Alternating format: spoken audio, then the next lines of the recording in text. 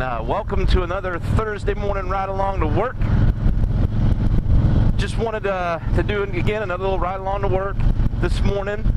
Got something on my chest I kind of want to talk about. If this is your first time watching, welcome. This is UCM Biggs, and I am the bagger on a budget. And what I try to do is really, I have no clue what I'm doing. That's the truth. I just talk about stuff, but I try to, you know, talk about things that could save you money as a motorcycle enthusiast. I typically try to do things a little on the cheap. So, with that said, I've got an update. A few months ago, I did a video on oil changes.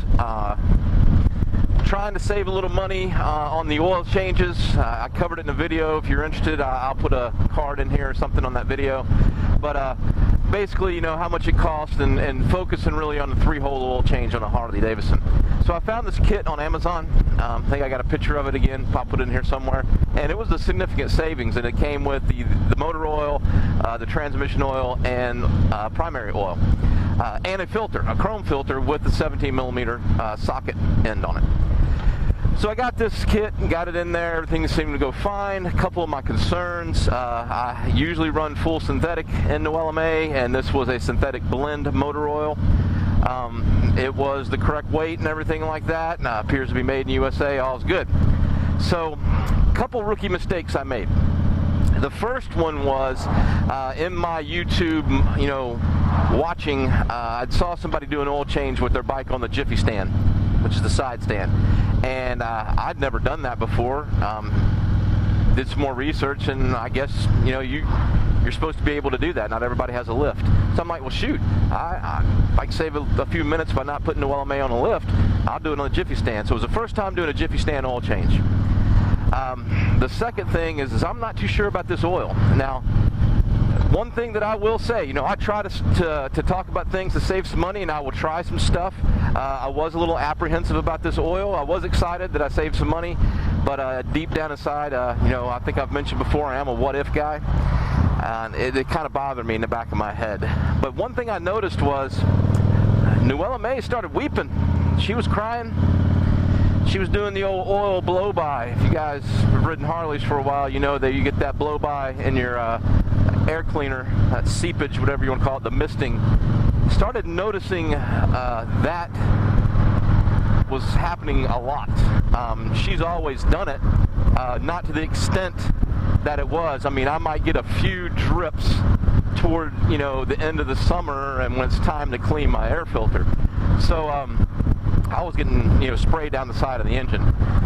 So I was getting a little concerned about that. So two things that I was concerned about was this oil boiling, you know, and misting. Was the weight not the correct weight, even though it was labeled the correct weight? And then the other thing is maybe I overfilled, being it was on the Jiffy stand. So I went ahead and I drained a half a quart out, which left me in my tolerance on my dipstick. Rode it for a while, still had the blow-by. So now I'm starting to get a little more concerned. So I got off my hip this past Sunday, and I went and bought Mobil 1 and put Mobil 1's full synthetic back in Newellahmay. Did it on the lift where she was completely level, made sure she got a good drain of the old stuff out, replaced that filter with a K&N filter. So we're back on Mobil 1, and I think that's where I'm going to stay. I think that's about as much money as I'm going to save on oil, is going with a good, you know, product that I'm familiar with. So I just wanted to give an update this week on that oil situation. Like I said, you know, I try to save money, but sometimes it doesn't work out that way. I actually ended up going an additional $61, which puts me back to what we would originally pay if we had bought all Harley Davidson stuff. So you win some, you lose some. But hopefully this will save someone else from making that same mistake. And again, I'm not trying to do a review on this oil. I didn't feel good about it. And I just decided, you know what, I'm just going to go ahead and go back to what I know it works. So, you know, it may be fine. I just, like I said, I may have overfilled. I don't know. It's summer. It's been extremely hot, riding to work and stuff like that. But I've been riding every day since Sunday, and I've had zero, you know, oil dripping down from the air cleaner. So I think it was one of those, either an overfill or maybe that oil just wasn't the quality that I thought it would be. So I went ahead and did the primary too. I got it out of the primary. I didn't mess with the transmission. I pulled the dipstick, looked at it. It doesn't smell funny. It doesn't look dirty. I think I'm going to leave that gear oil in there. But I probably will, my next oil change, go ahead and just do the gear oil again. But right about 1,800 miles I went on that oil. It looked pretty dirty. It looked pretty burnt when I drained it out. So that's that. Be in the office here soon. I'm wearing sleeves this morning. It's not that it's cold.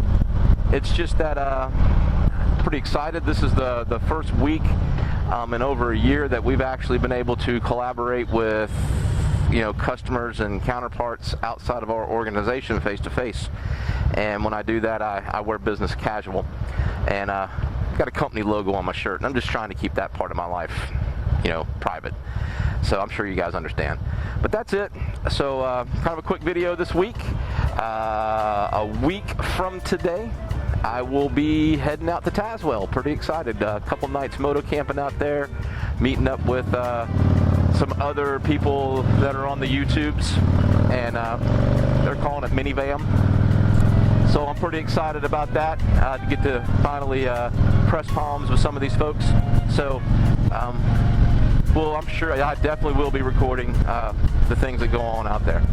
So that's that, and we'll talk to you guys later, I guess. Oh, you guys be careful. You guys be safe. Keep that shiny side up, and we'll talk to you next time.